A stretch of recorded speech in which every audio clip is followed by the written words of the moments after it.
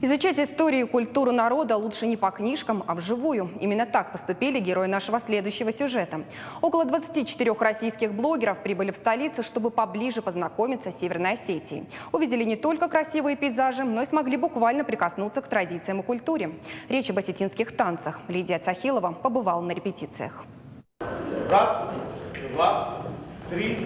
Левая нога, выброс. Движения выглядят простыми только на первый взгляд. Танцевальные шаги еще и на высоких полупальцах вкупе с национальной музыкой задачу усложняют. Но блогеры стараются повторять каждое движение. Несколько минут мастер-класса и танец симт получился.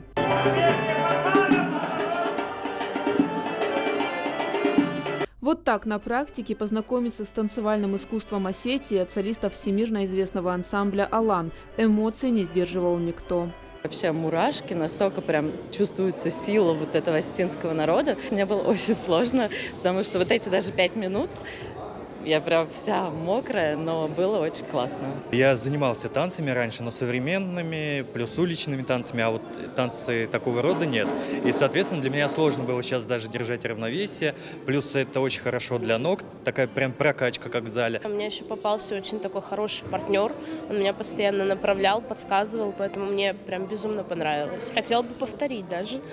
24 блогера из 15 регионов страны. Фото, видеопубликации, посты, статьи в социальных сетях. В режиме онлайн они транслировали мастерство солистов и то, чему успели научиться сами. Такого контента у них еще не было. Аудитория блогеров в восторге, а ее на всех суммарно около 5 миллионов подписчиков.